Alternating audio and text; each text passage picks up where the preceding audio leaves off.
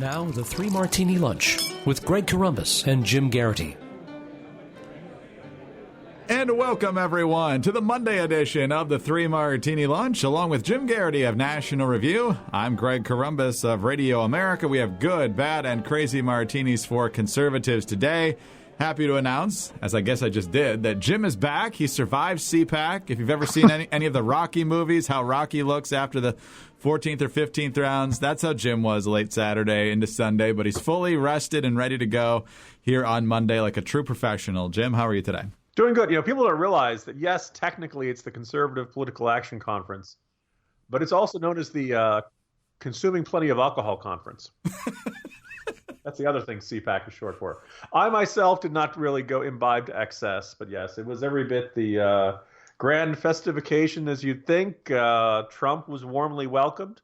I wrote a little bit in the Morning Jolt today about this, that, you know, on the one hand, that this is, you know, good for him and he should relish it. Let's also point out, though, that most attendees are paying $300 a pop to get in there. So if you don't like Trump, I don't see you spending a lot of money to go show up and be surrounded by a bunch of his fans in red hats and stuff. So. Well, hopefully you got some good swag from based on what I read in the Jolt. Apparently the David Clark bobbleheads were a hot item. I hope you got one of those before they ran out, and some other good swag there, I'm sure. But let's jump to our good martini, which is kind of a little bit odd for a good martini. But there was an important election, not just the CPAC straw poll about how much all the conservatives love Donald Trump, but there was another big election down in Atlanta, and that was to who would become the next chairman of the Democratic National Committee. It was a very tight race, but ultimately the one we were kind of secretly polling for, Keith Ellison, who would be very easy to run against, we would think, did not win. He will be the deputy DNC chairman, though, but he lost in a tight race to former Obama Labor Secretary Tom Perez, who's also a former Justice Department official. And as you put it in the Jolt today, Jim, if you're just barely more moderate than Keith Ellison, you're still pretty darn far to the left. And as you documented last year, when it looked like Perez might be on the short list for Hillary Clinton's running mate, this is a guy who is hard left. So for Republicans and trying to paint the Democrats as still completely out of touch with middle America and working class voters, this isn't necessarily a bad pick for us. No, this is not. In fact, this was, you could argue it was something of a win-win. I think what is particularly useful about this is, besides the fact that, yes, there are some Bernie Sanders supporters who are grumbling about this, Trump was quick to jump in and say, I think this was rigged just like the Democratic primary was rigged, and try to pour gasoline onto the fire. Tom Perez recognized that there was a pretty significant division in the party, and there were quite a few folks who preferred Keith Ellison. So one of the ways he tried to mend the fences is that almost immediately after being named chairman, he turned to Keith Ellison and asked him to be his vice chairman. So if Ellison is not, heading up the organization, doing all the TV hits and all the different roles that the chairman would expect as vice chairman, he's going to be in a pretty prominent spot. And in fact, Perez put it quite explicitly, my job is to make Keith Ellison the face of the Democratic Party. Greg, I don't know about you, but I myself am willing to say, Mr. Chairman, I want to help you out on that. For those of you not familiar with the fact that Keith Ellison, who is the former member of the Nation of Islam, he said he didn't realize that Louis Farrakhan was an anti-Semite. As somebody else put it, you don't just join the Nation of Islam because you want to fit in. This is just, I was hanging around with the crowd and everybody decided to do it. No. And he made various statements about Jews being slavers and things like that. And, Keith Ellison says, this was a long time ago. I'm completely different from that. I have must have been some good choices for the Democratic National Committee to have as chairman who have not ever been a member of the Nation of Islam, which I think most people would describe as either extreme, way out of the mainstream, vaguely menacing, and or cuckoo for Cocoa Puffs. So out of all that, so they picked Perez, but Perez is very quick to reach out to Ellison, and there are quite a few folks who, Democrats who really do think Keith Ellison needs to be their face, needs to be their most, one of their more prominent spokesmen. Now, as you mentioned that I'd written in the Jolt, this doesn't mean Tom Perez is the kind, cuddly, soft, moderate guy. He's just, a little more buttoned down and better at hiding it. If you actually look at his record at the Department of Labor, look at his record at the Department of Justice, this is a guy who's every bit as extreme, just focused on using the regulatory mess of Leviathan state to get what he wants, and a great deal of basically telling workers You don't realize how exploited you are. You don't realize how mean your employer is being to you. Thus, we in the government have to step in and set all kinds of rules for everything in your life, everything regarding work-life balance. You can't be trusted to negotiate that with your employers or make those decisions for yourself. We, the government, have to do this for you. My closing note that I thought was just very good: if the Democratic National Committee does not start paying its interns, which, oh, by the way, all internships at the DNC are currently unpaid. If they don't start paying them, we'll be able to throw this at them for a really long time and make the point that the guy who keeps pounding the table for $15 an hour as a minimum wage isn't willing to do anything like pay his interns. And, oh, by the way, when he was at the Department of Labor, he talked about the need for earn as you learn, and how Germany did a much better job of this with professional apprenticeships and things like that. So kind of implying that he thought unpaid internships, there was something immoral about that. We'll see if he actually changes that policy at the Democratic National Committee.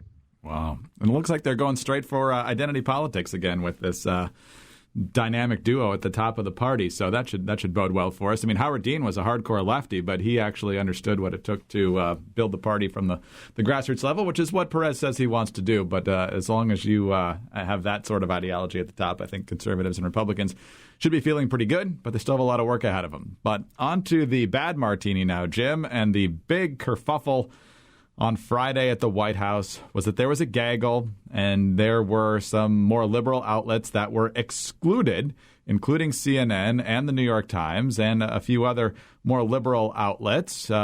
This is leading to what I like to call massive hypocrisy on both sides, because the Obama White House did this to Fox News on at least one occasion, and I think we probably talked about it at the time.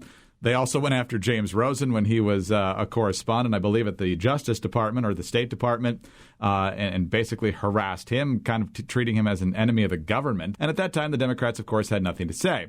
Now that the Democrats are being squeezed out, more conservative outlets are happy to say that, well, Obama did it, so how bad can it be? And, of course, the liberals are crying foul.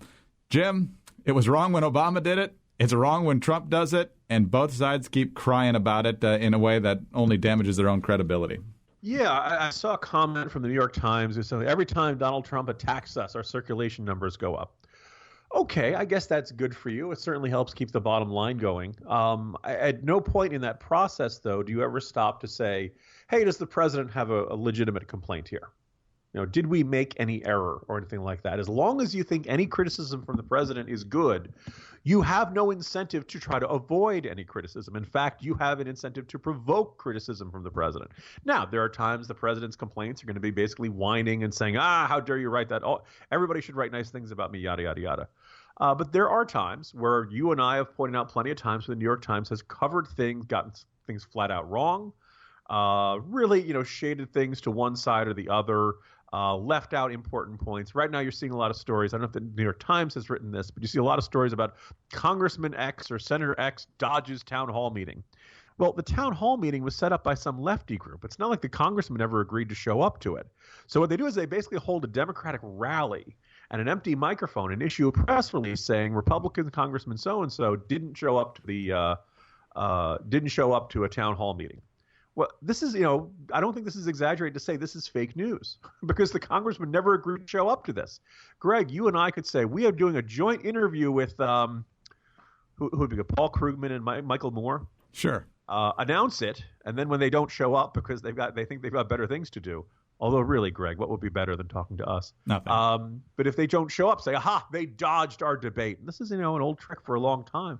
But a lot of the media is just buying this hook, line, and sinker. Now, in the case of this, I've seen from lawmakers, and I believe presidents in the past, it's plenty of, lots of times you hold a briefing, you bring in a couple of your favorite reporters and you talk to them. There's nothing wrong with that. There's nothing unethical with that. What the White House press corps starts tearing their hair out is when you do some sort of special briefing, right? Basically, you're saying, well, we're not going to let you in anymore. So there's nothing wrong with doing invitation-only chats, interviews. Every one-on-one president that the president does is technically an exclusive. What you do is you make it available to everybody in the pool report. And I think if you want to shift in that direction, fine. Pretty clearly, Sean Spicer and the rest of the White House press office wanted to kind of send a signal to reporters to say, we don't like you anymore. You're on the outs. It seemed like a very high schoolish approach to dealing with the hostile press. And, I think it just kind of reflects the incentive structure everybody has right now. Everybody right now, bigger fights are better for the media and better for the Trump administration. Both sides are convinced they win those fights. And I think that it's great for them. I think for those of us who just want to know what's going on in the White House, are not particularly well served by this model and would like to see things calm down. But I don't think it seems particularly likely anytime soon, Greg. No, just a massive ego trip on all sides. I can't imagine where there'd be a bigger massive ego. Oh, yes, I do. Let's go to the Crazy Martini now and go to the Oscars 2017.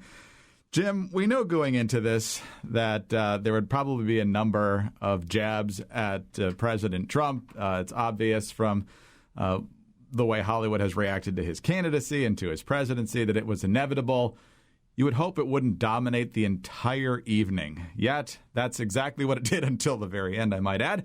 Let's start with what was supposed to be an olive branch at the beginning from Jimmy Kimmel, but it lasted about 5 seconds. I'm not the man to unite this country, but it can be done. If every person watching the show, I don't want to get too serious, but there are millions and millions of people watching right now, and if every one of you took a minute to reach out to one person you disagree with, someone you like, and have a positive, considerate conversation, not as liberals or conservatives, as Americans, if we would all do that, we could make America great again. We really could. Oh, sounds great. A great healing moment. Yeah, not quite. Here's more Jimmy Kimmel. This broadcast is being watched live by millions of Americans and around the world in more than 225 countries that now hate us. And then he referred to the Trump insult of Meryl Streep. We are here tonight to honor great actors, but we're also here to honor the actors who seem great, but actually really aren't. And of all the great actors here in Hollywood, one in particular has stood the test of time for her many uninspiring and overrated performances. And that was actually a little funnier. But then he said, "Are you wearing an Ivanka tonight?" Then came perhaps the most distasteful joke, at least of the monologue. We're at the Oscars, the Academy Awards. You're nominated. You got to come. Your families are nominated. Your friends. Some of you will get to come up here on this stage tonight and give a speech that the President of the United States will tweet about in all caps during his 5 a.m. bowel movement tomorrow. Then came the actual presentations. One guy, a Mexican actor, was up there talking about how he's a migrant and an actor and doesn't like walls. This is while he was supposedly presenting an award. The Iranian guy who boycotted the Oscars because of the executive order sent someone to give a statement where he slammed Trump. Viola Davis, by all accounts, gave a passionate speech, but this is not about Trump. This is more the ego side of things. I became an artist, and thank God I did, because we are the only profession that celebrates what it means to live a life. Yeah, no, you're not. Let's go to the very end of the night. Best Picture: Warren Beatty, Faye Dunaway, and here's a montage of how that fiasco played out. And the Academy Award